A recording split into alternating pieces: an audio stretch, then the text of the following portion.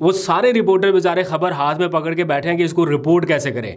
वो सोच रहे हैं कि इसको कैसे चलाएं। वो हमारे ग्रुप में भी मैंने देखा, वो खबर आई तो सही लेकिन ऊपर लिखा हुआ था एज पर पॉलिसी।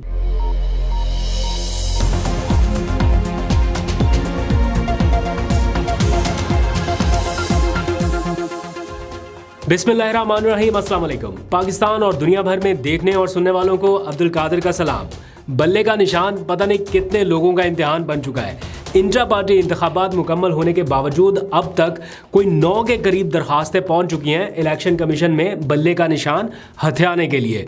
अकबर अस बाबर तो गए ही गए और भी बहुत सारे खुदाई खिदमतगार पहुंच गए कि जनाब जमहूरियत की बका के लिए बड़ा ज़रूरी है कि बल्ले का निशान जो है वो या तो वापस लिया जाए या इंट्रा पार्टी इंतखाबात दोबारा कराए जाए। दूसरी तरफ PTI ने भी इंट्रा पार्टी इंतखाबात की तमाम तर तफसीलात समेट समूट के इलेक्शन कमीशन के पास जमा करा दी है। क्या सूरत हाल है वो आपको अपडेट करनी है। फिर नए चेयरमैन की अपने पुराने चेयरमैन से यानी ताहियात चेयरमैन से आज पहली मुलाकात हुई। उस मुलाकात में उन्होंने कुछ गाइडलाइंस ले ली हैं इमरान खान से और एक अहम प्रेस कॉन्फ्रेंस बहुत जल्द मुतवक्के है, उसकी भी तफसील बतानी है। फिर इमरान खान को पार्टी सदारत से हटाने के लिए इलेक्शन कमीशन में एक केस था काफ़ी देर से ज़ेर समात, उसके ऊपर आज एक फ़ैसला महफूज हो गया है। ये फ़ैसला महफूज हुआ है लेकिन एक महफूज किया गया फ़ैसला कल इस्लामाबाद हाई कोर्ट सुनाने जा रही है, वो भी इमरान खान की नाअहली से मुतालिक है। क्या है उसकी तफसील वो भी सारा कुछ आपको बताऊँगा। प्लस इमरान खान ने फ़ैसला कर लिया है कि आइंदा आने वाले दिनों में धड़ाधड़ बैक टू बैक कन्वेंशन होंगे। उसके लिए आइंदा 2 हफ्तों में 6 बड़े कन्वेंशन होने जा रहे हैं। कब, कहाँ, कौन सी तारीखों में होंगे ये सारी तफसील भी आपके सामने रखेंगे। लेकिन पहले थोड़ा सा जिक्र करते हैं कि आज के दिन का आगाज़ कौन सी बड़ी खबर से हुआ, कौन सी ब्रेकिंग न्यूज़ से हुआ जिसके ऊपर सोशल मीडिया के ऊपर तरह तरह के चर्चे जारी हैं इस वक्त। मैं उसकी डिटेल में ज़्यादा नहीं जाऊँगा बिकॉज़ बहुत ही ज़्यादा फिल्थ है इन खबरों में और बहुत ही ज़्यादा बेशर्मी की हदों को छूना पड़ेगा अगर उस खबर की तफसील में जाऊं तो। लेकिन कोशिश करूंगा कि फ़िल्टर करके थोड़ी सी चीज़ आपके सामने रखूं। ज़रूरी इसलिए भी है क्योंकि ऐसी खबरों के ऊपर डिस्कशन करना भी बनती है ताकि जिन लोगों के लिए शर्म का मुकाम है उनको थोड़ी सी शर्म दिलाई भी जा सके। मेरी तवज्जो इस तरफ इसलिए गई कि हमारे जो डिस्ट्रिक्ट कोर्ट को कवर करने वाले रिपोर्टर हैं, हमारे दोस्त हैं, दूसरे चैनल के हैं, फ़याज़ महमूद, उन्होंने ट्वीट किया और ट्वीट करके बताया ये इमरान खान के गैर शरई निकाह से मुतालिक जो केस है उसमें था। और उन्होंने आज एक गवाह पहुंचे वहाँ पर इमरान खान के ख़िलाफ़ बयान रिकॉर्ड कराने के लिए। मतलब जैसे दिन का आगाज़ हुआ ना तो इमरान खान के ख़िलाफ़ होने वाली जो भी ख़बरें हैं या एक्टिविटीज़ हैं उनसे हुआ। तो वो उन्होंने ट्वीट करके बताया कि इतना गलीज़ बयान रिकॉर्ड कराया गया है कि इसको समझ नहीं आ रही कि रिपोर्ट कैसे करें। अच्छा, थोड़ी देर बाद मैंने वो अपने ग्रुप में देखा, अपने ऑफिशियल ग्रुप में, तो वहाँ पर जो हमारे रिपोर्टर थे उन्होंने भी उस बयान से मुतालिक तफसीलात लिखी हुई थी और ऊपर बोल्ड हरूफ में लिखा हुआ था कि पॉलिसी के मुताबिक। तो पॉलिसी के मुताबिक अमूमन तभी लिखते हैं जब कोई बहुत हसास नोयत की चीज़ हो या सेंसिटिव मामला हो या कुछ ऐसा हो जिसको चलाने से पहले चेक करना बड़ा ज़रूरी है कि यार ये चलाने वाला है भी या नहीं है। तो इस किस्म का उनका बयान था बहरहाल। और उसके बाद सोशल मीडिया के ऊपर आने लग गया तो एक दूसरे रिपोर्टर हैं एहतशाम कियानी, उन्होंने ट्वीट करके बताया कि कोई अजीब सी चीज़ आज अदालत में लाई गई है। तो वो देखा तो वो साहब थे और इमरान खान को क्या करते हैं ना ये और इनके सारे हमायती लोग के ऐसी ऐसी चीज़ें बाहर आएंगी कि उनको मुंह छुपाने की जगह नहीं मिलेगी। और ये ख़ुद अदालत में किस तरह से आए हैं ज़रा एक नज़र देख लीजिए।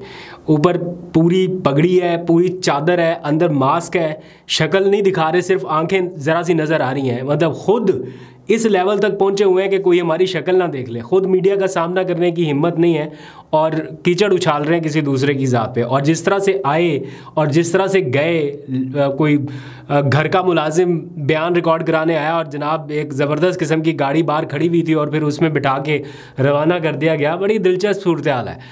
लेकिन जिस तरह का ये फिल्थ या जिस तरह का कीचड़ उछाला जा रहा है आज, इसकी हर हाल में मजम्मत करनी चाहिए। मतलब ये कोई सियासत नहीं है, ये कोई तरीक़ाकार नहीं है जिस तरह से दिन शुरू होता है और जिस किस्म की ख़बरें आपकी टीवी स्क्रीन्स के ऊपर आ रही हैं या आपको बताई जा रही हैं या दिखाई जा रही हैं।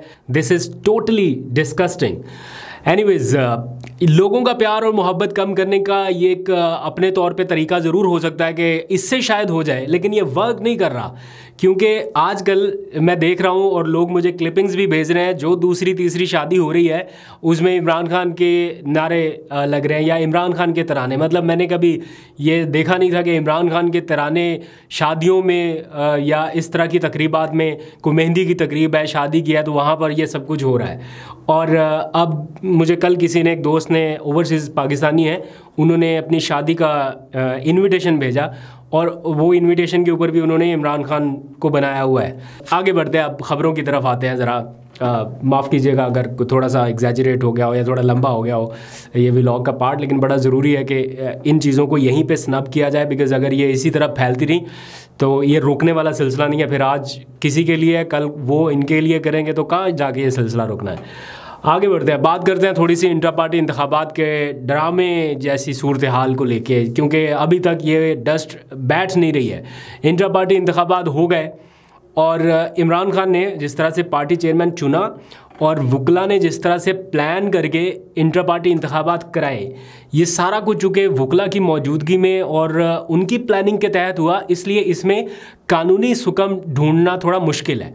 ज़्यादा शोर शराबा आपको पहले से ज़्यादा इसलिए भी नज़र आ रहा है क्योंकि इस बार हर मुमकिन कोशिश है मुखालफिन की, सियासी मुखालफिन की, कि कोई मौका मिल जाए कि बल्ले का निशान उनसे लिया जा सके। इखलाकी तौर पर या कानूनी तौर पर कोई ऐसा जवाज़ नहीं है किसी के पास कि बल्ले के निशान से पीटीआई को महरूम किया जा सके, ना पहले था ना अब है, लेकिन स्टिल कोशिशें भरपूर हो रही हैं। और इसका अंदाज़ा आप इस बात से लगा सकते हैं कि वो खुदाई खिदमतगार बन के कितनी दरख्वास्तें, 1 नहीं, 2 नहीं, 3 नहीं, 5 नहीं, 8 नहीं, 9 दरख्वास्तें पहुँच चुकी इलेक्शन कमीशन के पास रिपोर्टेडली। और बताया जा रहा है कि अकबर एस बाबर जो है वो इस वक्त लीड करते दिखाई दे रहे हैं बाकी दरखास्तों की निस्बत। और पता नहीं कैसे, मैं तो ये सोचता हूँ कि मतलब ये पार्टी में भी नहीं है, इनकी रुकनीत भी नहीं है, ये किसी और पार्टी में भी नहीं है, स्टिल इतना टाइम है बैठ के पूरी एप्लीकेशन ड्राफ्ट करना। पता नहीं इतना टाइम कहाँ से निकाल लेते हैं, हमारे पास तो नहीं वक्त मिलता।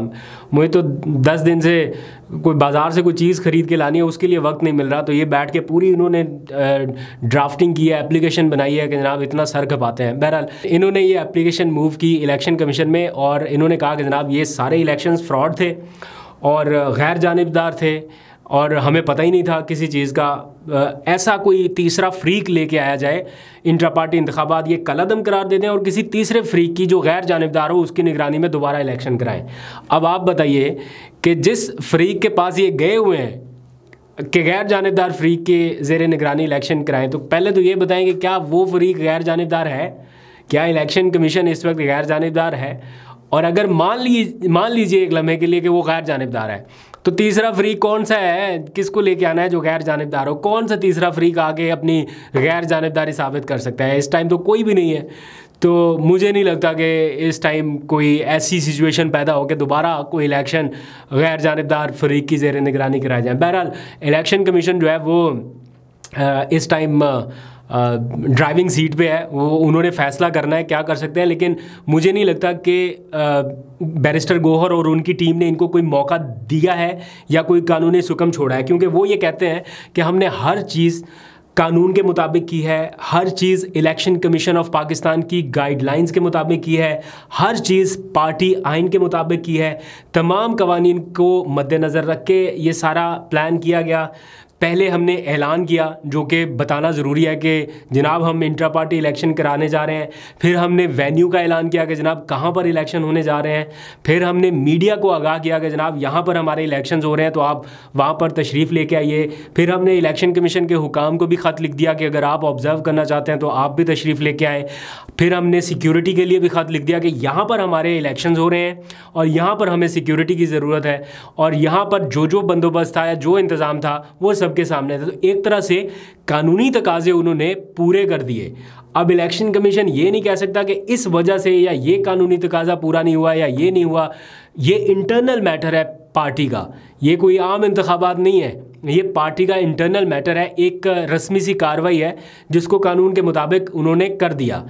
अब आज बल्कि कल पीटीआई ने अपनी तमाम तर तफसीलात जो हैं इंट्रा पार्टी इंतखाबात की वो इलेक्शन कमीशन को भेज भी दिया कि जनाब ये रही सारी तफसीलात जो आपने कहा था, अब हमारा इलेक्शन हो चुका, हमें जो पार्टी सर्टिफिकेट है जिसके तहत बल्ले का निशान अलॉट होगा वो आप हमें दे दीजिए।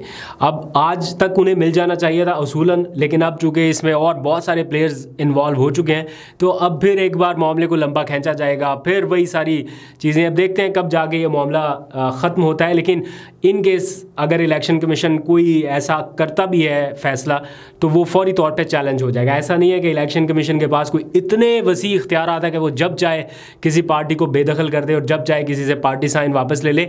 आगे अदालतें बैठी हुई हैं और ये फैसला चूँकि इलेक्शन हुए ही पेशावर में है तो ये पेशावर हाई कोर्ट में चैलेंज हो जाएगा अगर इलेक्शन कमीशन की तरफ से कुछ ऐसा वैसा डिसीजन आया। अब आ जाइए दो अहम फैसलों की तरफ।